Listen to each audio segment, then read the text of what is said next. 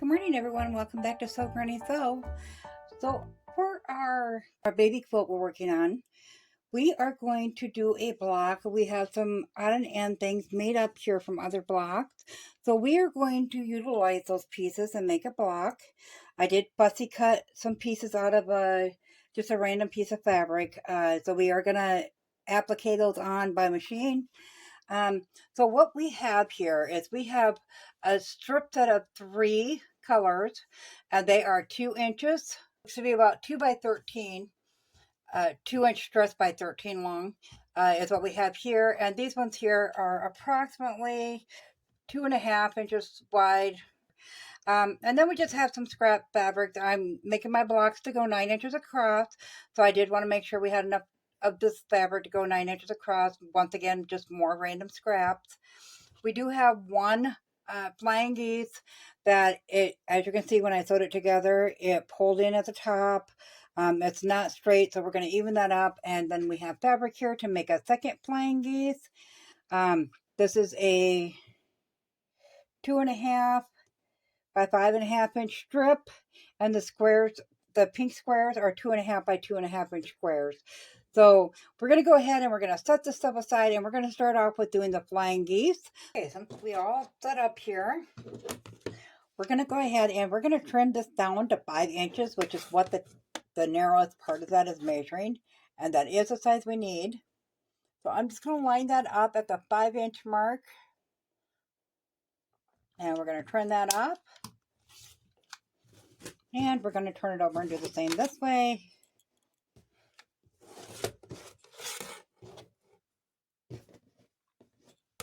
And see if we can get that straightened out a little bit there.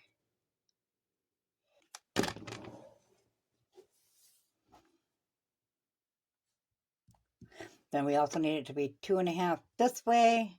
So I'm just putting that on the line, and we'll trim this top down. And we'll flip it over this way and trim that up.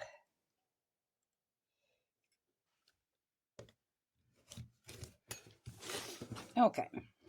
So now we have a little bit better looking block there. So with that, to give you an idea of what we're doing, that looks like a little house. So I thought that was adorable. Great way to use up some of our scraps. So the first thing we're going to do here is we need a 9-inch block. However, we're going to put grass underneath this, and then the roof will be on top of it. Well, we'll go ahead and we will work on this other one here, the sides up. So we're going to put our, they are marked already from that previous mistake I made doing the other block.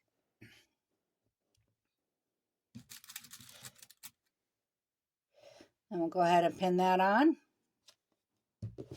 And we will put this one on the same way. We want the peak going together like that. So we'll go ahead and bring that to the sewing machine, and we'll sew right down those lines on those. Trim these off to 1/4 inch, and then iron them open. Once I get all that done, I will meet you back here. We have our other flying geese done. So now we need to take the one we're going to use on this. We're making houses. So on the one we're going to use on the smaller, we're going to need to take another 2.5 inch strip and sew that onto there. So I'm just going to go ahead and pin that into place.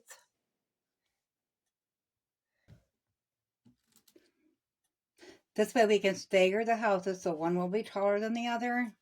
And we can go ahead and trim that down to the same length there. You know what? I think I'm going to use the rotary so we get cutter so we get a nice straight line on that. Okay, so I will bring that to the sewing machine and put a 1/4 inch seam on there, iron that open, and I'll meet you back here. Have that piece together and iron flat. So it will sit in the square like so. Now we are going to work on the grass. And I have 2 scraps here, but as you can see, the colors don't line up. When you line up one side or the other, then you got dark green and light green. So I'm going to bump that up just one square or one line. And then we're going to flip that over and make sure we get that nice and lined up, and we're going to stitch that together.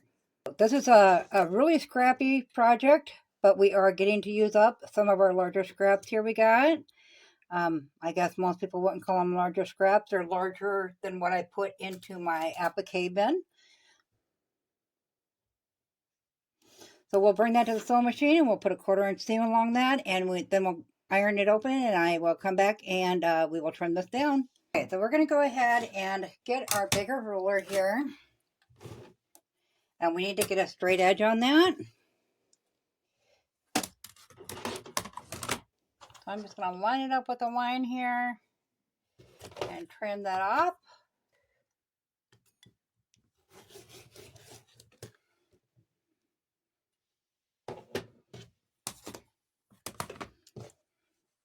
Okay, so now we got a nice straight seam for the bottom. And I think we're going to go probably 2.5 inches with this one as well. So we'll line that 2.5 inch mark up with the bottom edge we just cut on that. And we will cut this section.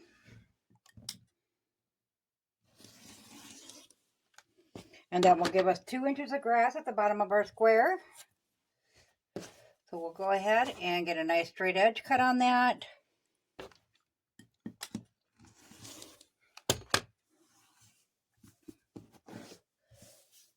And then we will cut off a 3.5 because we need it to be 3 inches. So we got to have that seam allowance, so 3.5 inches, and we'll cut that off.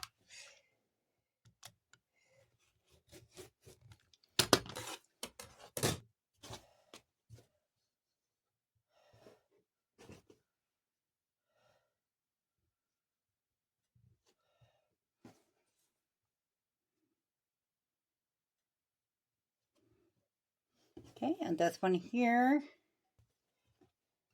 we'll go right on that side we were using.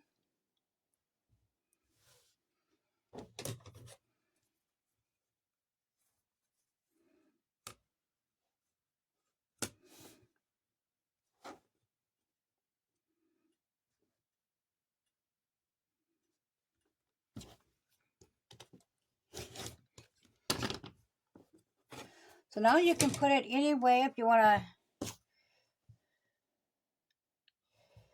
alternate how you put them on there. You certainly could.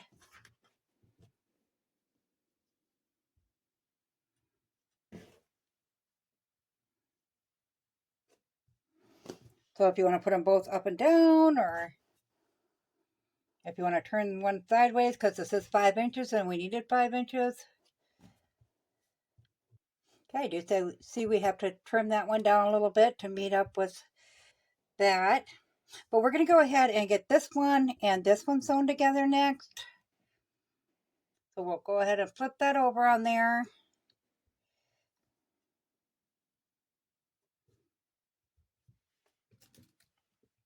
Get that pinned into place.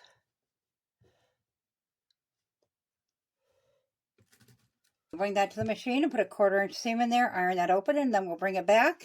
We have this one done, this one done. I got these two cut down now, and we'll go ahead. I don't know if it's going to be tall enough to meet. If not, we'll just go a little bit narrower on the grain. So we'll go ahead and we will get this one pinned together.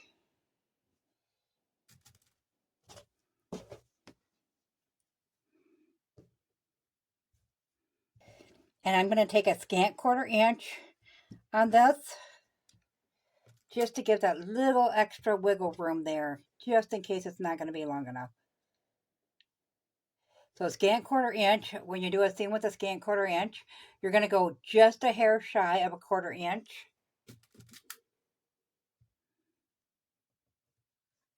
So I'm going to go to the machine and do a scant 1/4 inch seam right there. I'll iron that open and then I'll meet you back here. Okay, so I got all the two houses are done, sewed and ironed flat.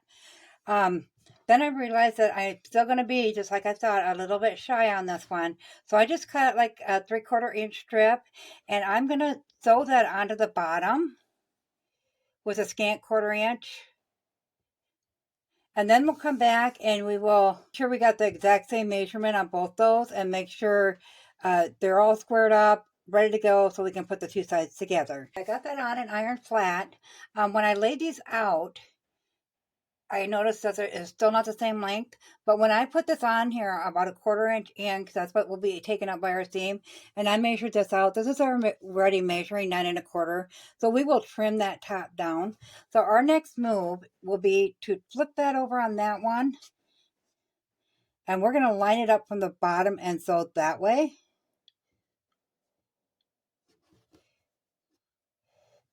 Now there's no seams to line up because I switched the body of the house. One goes one way, one direction, and the other goes another direction. So we don't got to worry about lining those up because our houses are staggered and we switched the direction of the body of the house. So it's all good.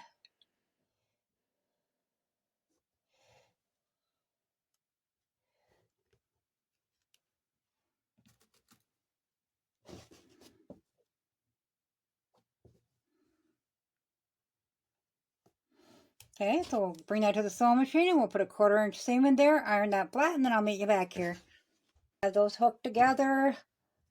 And we have the seams open flat. I did go ahead and opened all those seams there and ironed them flat, so we didn't get too much bulk in it, because we do have where those ropes come down in that middle seam there. So that really helped eliminate some of the bulk there.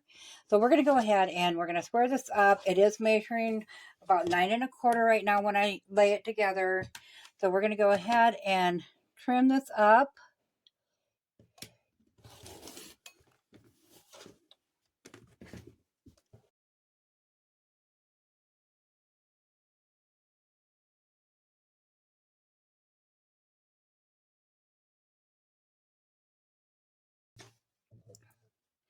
Okay, let's see, we're coming in at 9 1/2 on that way. So we need to trim this down a little bit more. You know what? We can leave it 9 1/2 because that is the size of one of our other blocks. So we'll go ahead and let's see. Did we want it that way? Yes, we'll put it on that way. And we'll line this one up and get this one sewn on.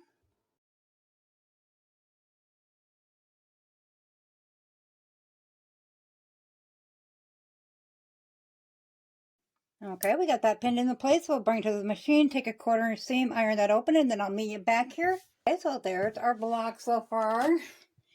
Put that on there and see how we're coming in. 9 inch for height.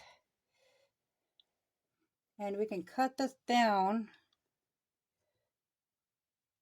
We got a very crooked block. That's what we got. Okay, we'll go ahead and start trimming this up. We can always frame a house in. That's not a big deal. Then we're going to go to this side. It's a fun, whimsical block. So I'm not going to stress too much on it. We can do whatever we need to this block.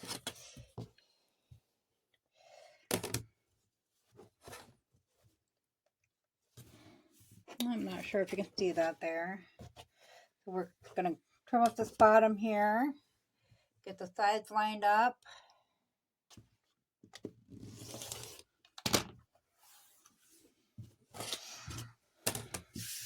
Okay. And then the top. Like I said, if it ends up shy, that's okay, because we can always frame that out if we need to. Okay, at least we're working with a straight block now. A little bit straighter than it was. So once we get it all straightened out, the thing I like to do with my blocks when I'm making them from scraps like this to use up remaining scraps from a quilt or whatever, is I like to embellish them with different things. So that is why I fussy cut the words, because these words are also in our quilt and other blocks. So you can just now, I mean, say you wanted to cover up that seam, you could just put the care there, maybe the love, hope, care, however you find to put it. Maybe you just want 2 on there, or maybe put the hope up here. So to put these on, I just use a double-sided fusing. Heat and Bond Light is what I use for it. So you're just going to take a little square. You're going to flip it over and iron it onto it. It's got paper on the back side of it. And then you'll pull that paper up or actually I trim around it nice and neat and carefully, pull the paper off and put that on there and iron that on. You do want to cover it with something before you iron on with the heat and bound light, so your iron and ironing board don't get full of gunk from the glue and stuff from it. So then after that, then I'll just take my zigzag stitch and go around that. So I'll go ahead and I will get these on here. I think that's what I'm going to do is put the hope right up there because the P kind of drops down. So it kind of joins the two together and fills that empty spot up there. So I think that looks cute. Let me know what you guys would do with this block. It's so fun to use up your scraps in so many ways. Fun, whimsical things you can create. Add little embellishments. I mean, if you wanted to and you had some lace or whatever, you could throw around the door frame, or you could actually use. I don't like putting buttons in baby stuff, but some people don't mind it as long as they're firmly attached. You could use buttons as a doorknob. You could sew little squares to put windows in it. So the possibilities are endless. It's just a really fun block to do. I'm going to go ahead. I will put a picture at the end of it all finished. As always, guys, if you found this video useful, go ahead and give it a big thumbs up. It really helps our channel grow. If you haven't subscribed yet, go ahead and hit that subscribe button because we'd love to have you here at Sew Granny Sew. Thanks all. Have a good day. Bye. So I didn't realize until after I took the picture how the pink kind of blends in from the houses to the background. But if you have scraps, you're not usually going to end up with, the soft colors I'm using. You'll probably use more vibrant color. But this is the finished block. Thanks all.